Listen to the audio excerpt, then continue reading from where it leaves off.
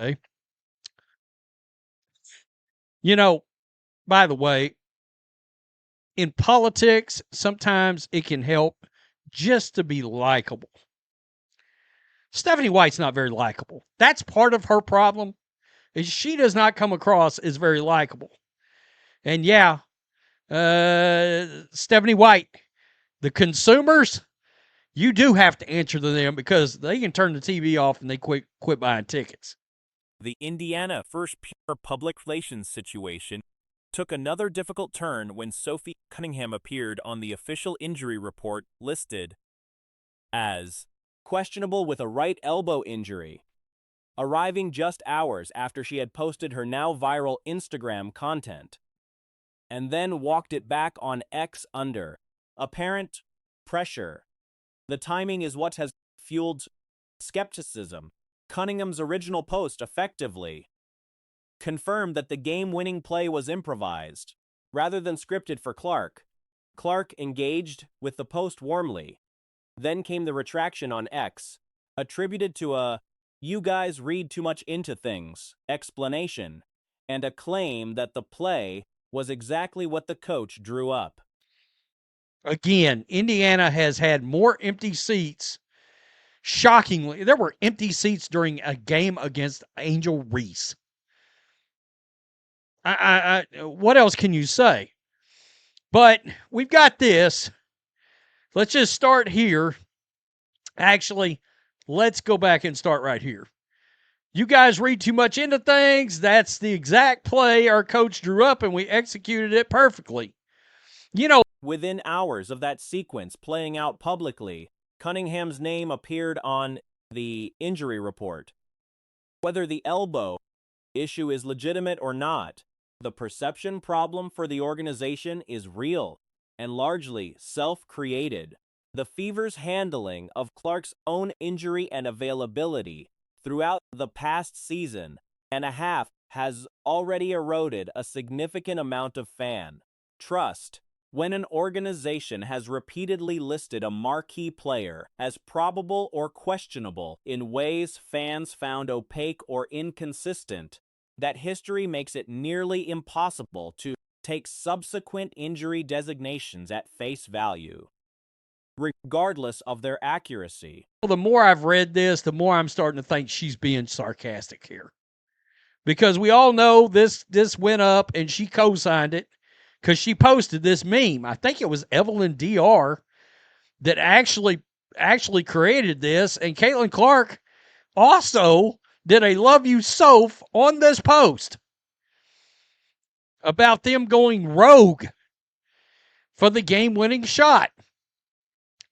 And next thing you know, the credibility deficit the Fever has built up means that even routine medical designations, now read as suspicious to a substantial portion of the fan base, there is also a broader business reality the organization appears to be underestimating.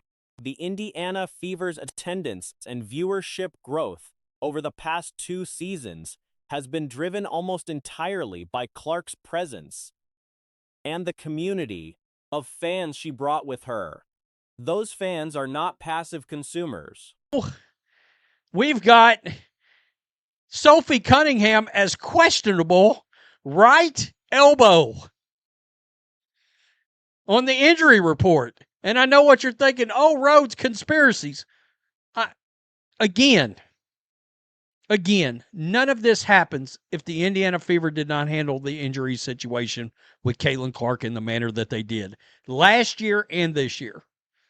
This is what happens when you create. They are attentive, vocal, and organized online, and they have demonstrated a willingness to stop buying tickets and tuning in when they feel the organization is not treating Clark or them in good faith.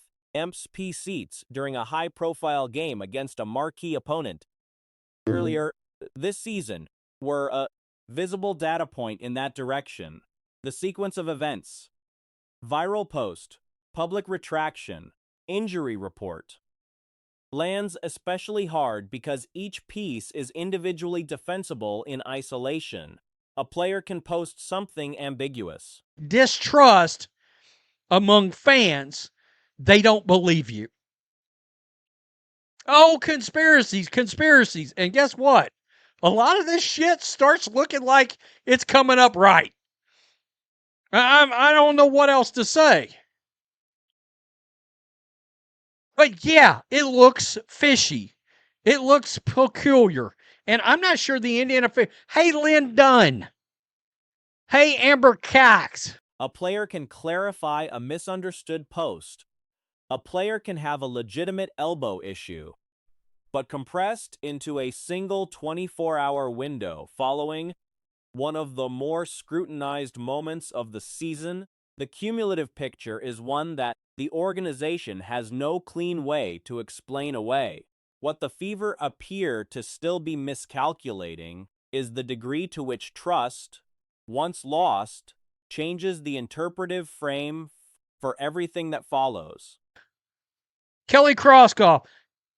Stephanie White. You know what's a thing in business? And you are a business, by the way. The Indiana Fever, just because you're a sports team doesn't mean you're not a business. People, you have to rely on consumers in order to keep going. Well, I say that, but the NBA will let you keep sucking on their teat to stay afloat. We all know that for 30 years, you welfare-ass league. Anyway, point is, the organization is not being evaluated on individual incidents anymore.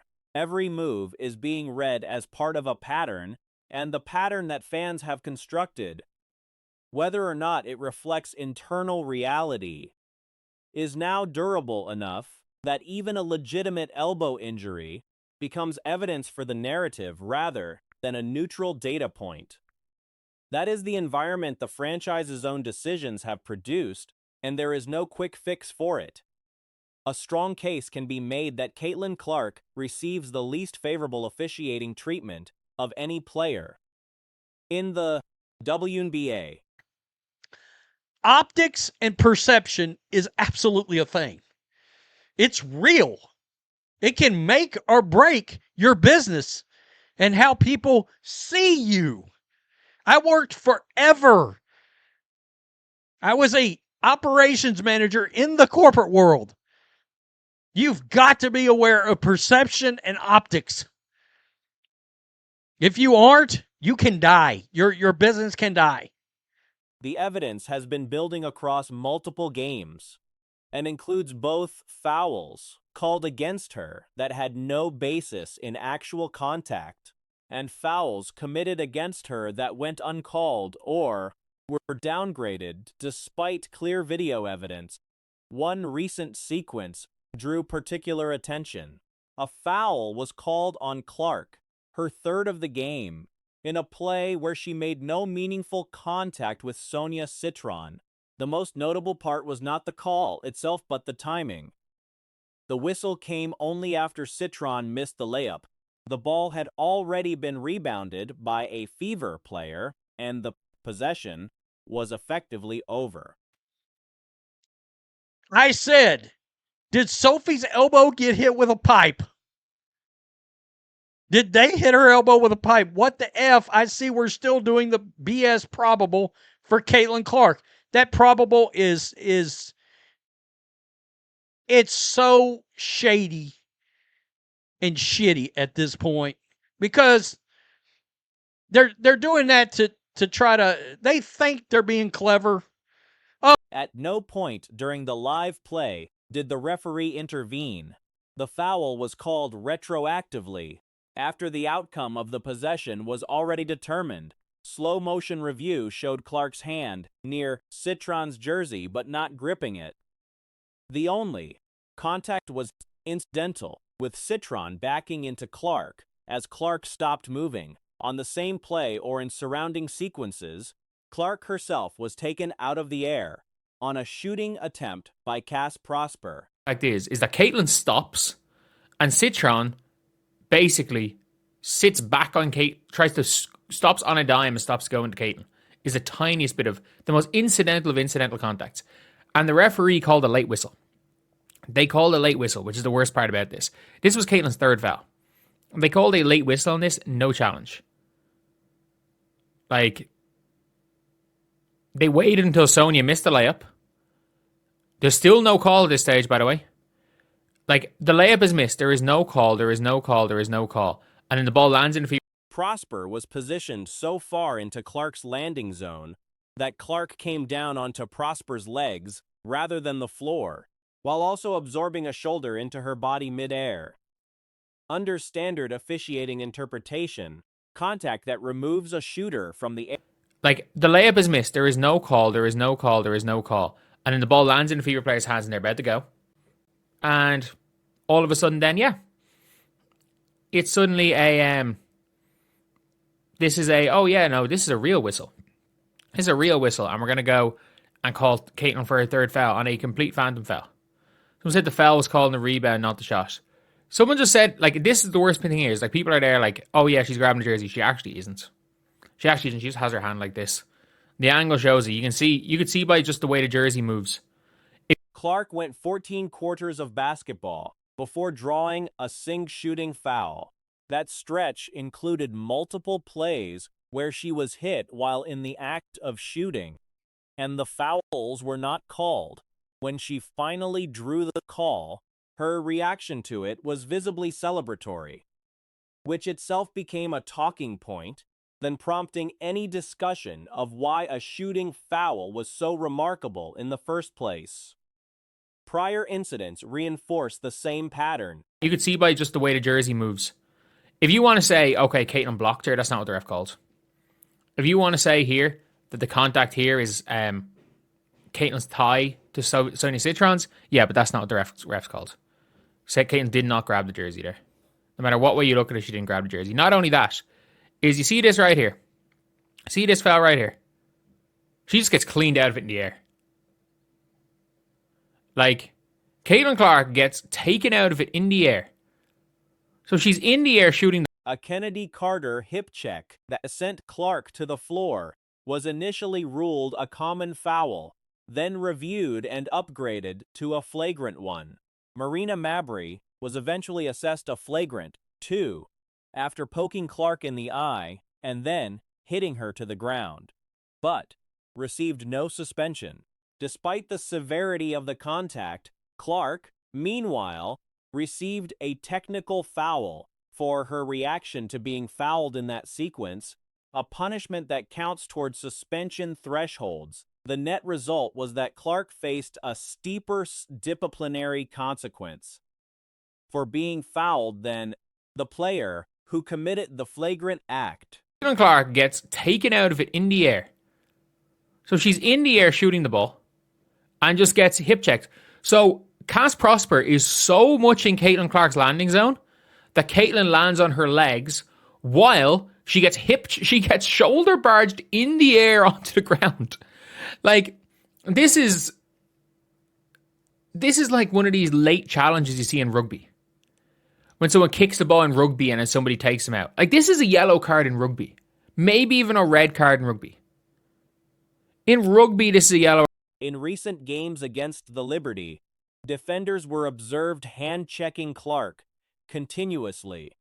One hand extended onto her body for extended stretches, in a style of physical contact that is not permitted under current rules.